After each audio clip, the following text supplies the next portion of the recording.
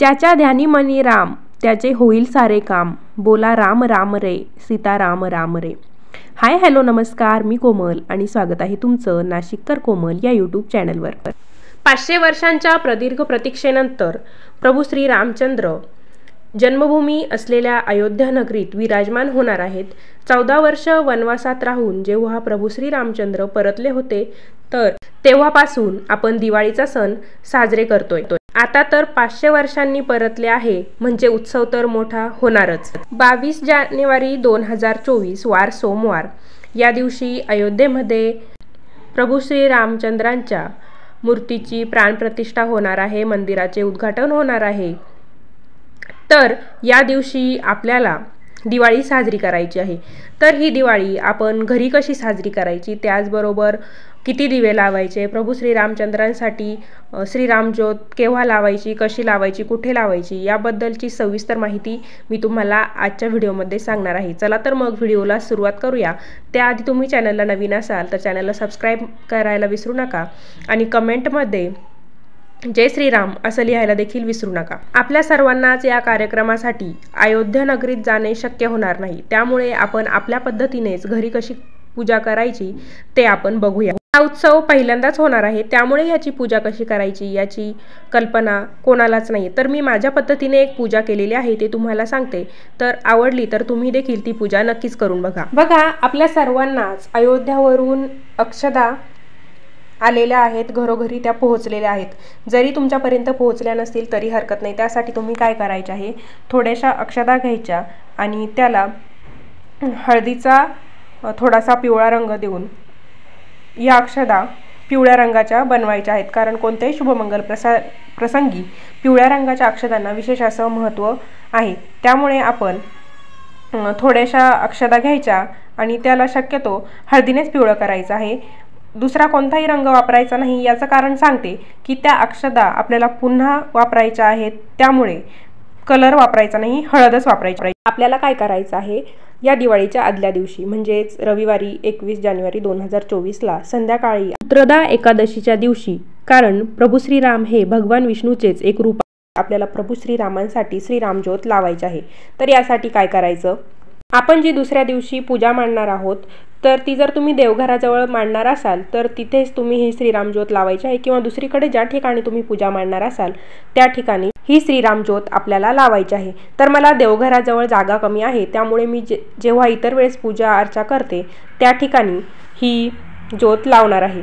तर ती जागा मी प्रथम स्वच्छ करून घेतली, त्यावरती हळद कुंकू अक्षदा वाहून घेतल्या आणि एका पाटावरती स्वच्छ लाल रंगाचे वस्त्र किंवा भगव्या रंगाचे वस्त्र टाकून घेतलेले आहे.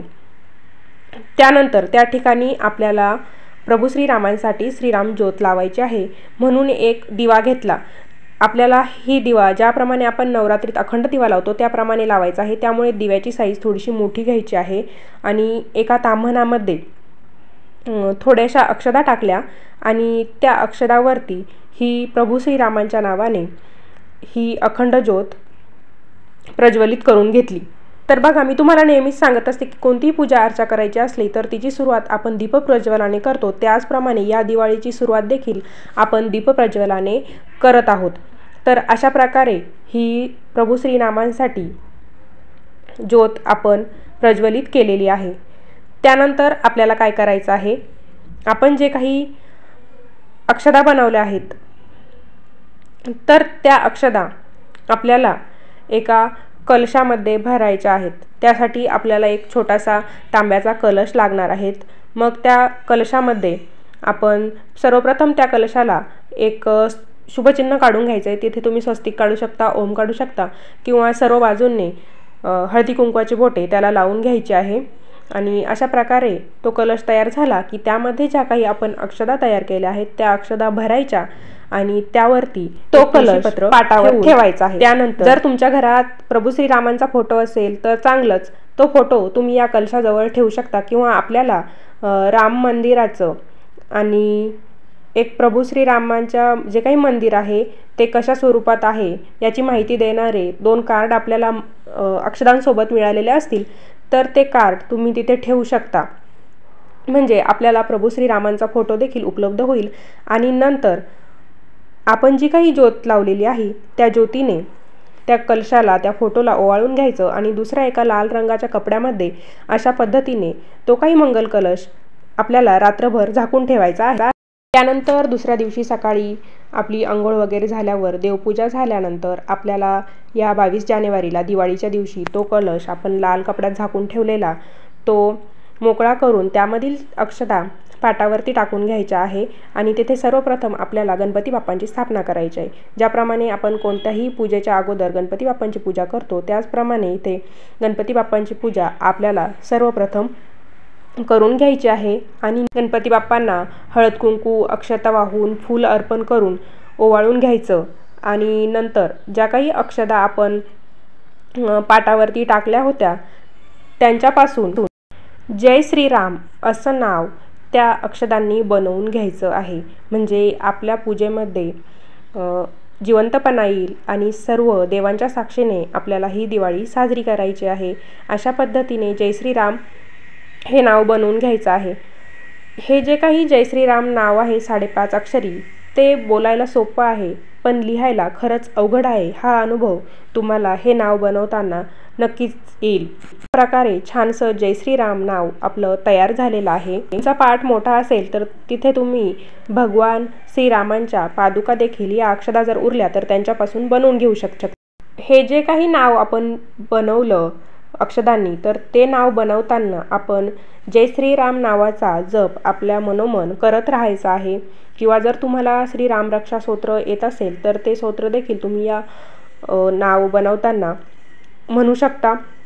त्यानंतर या नावाची आपण हळद कुंकू अक्षता वाहून पूजा करून घेतलेली आहे. तिथे आपण फळे देखील अर्पण करायची आहेत. आपण 5 प्रकारची फळे अर्पण करू शकतो किंवा एखादं फळ आपल्याकडे असेल तर ते फळ देखील आपण प्रभू श्रीरामांच्या चरणी अर्पण करू शकतो. त्यानंतर प्रभू श्रीरामांना पंजिरीचा प्रसाद प्रिय आहे, त्यामुळे इथे आपण तो प्रसाद 22 जानेवारीला बनवायचा आहे. त्याच्या भरपूर साऱ्या रेसिपी यूट्यूबवर उपलब्ध आहेत. त्यानंतर इथे मी हा थोडासा नैवेद्य स्वरूपात प्रसाद प्रभू श्रीरामांना अर्पण केलेला आहे. फुले वाहून झालेली आहे. त्यानंतर तुम्हाला जर प्रभू श्रीरामांचा पाळणा येत असेल तर तो पाळणा तुम्ही म्हणू शकता किंवा मग जय श्रीराम असा जप त्या दिवशी तुम्ही करायचा आहे. रामरक्षा स्तोत्र म्हणायचं आहे आणि अशा प्रकारे रांगोळी काढून आपली पूजा छान प्रकारे झालेली आहे. घरातील प्रत्येक सदस्याने त्या दिवशी या ठिकाणी येऊन पूजा करायची आहे. त्यानंतर आपल्याला 22 जानेवारीला 5 दिवे लावायचे आहे. ज्याप्रमाणे आपण दिवाळीला देखील दीपोत्सव करतो, पणत्या लावतो, त्याचप्रमाणे या दिवशी आपल्याला कमीत कमी 5 दिवे लावायचे आहेत. ज्याप्रमाणे आपण दिवाळीला तुळशी मातेला, आपल्याकडे गोठा असेल तर गोठ्यामध्ये, उकिरडा घरामध्ये दिवे लावतो, त्याचप्रमाणे तुम्ही जास्त देखील दिवे या दिवशी लावू शकतात.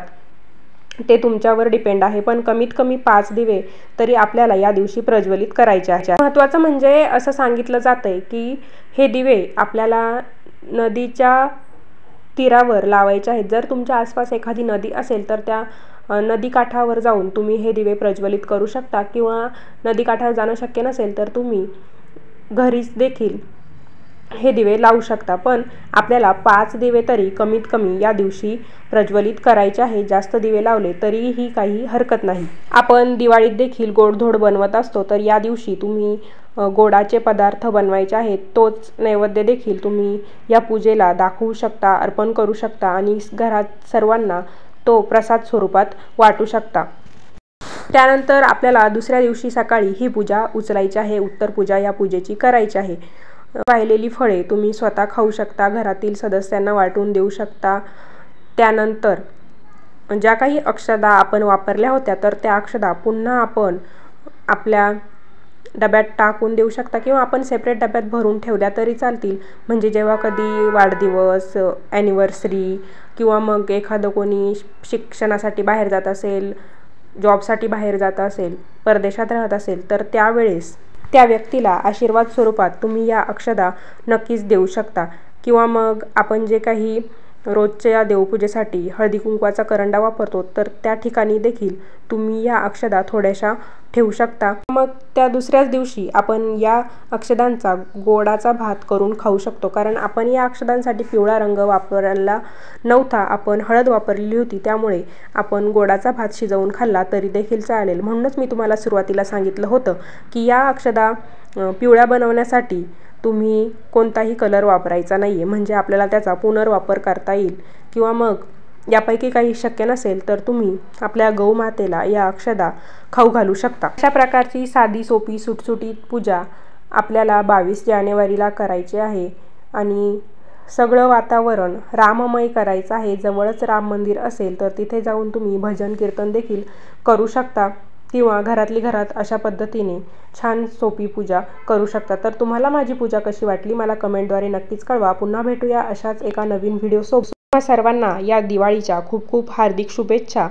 धन्यवाद.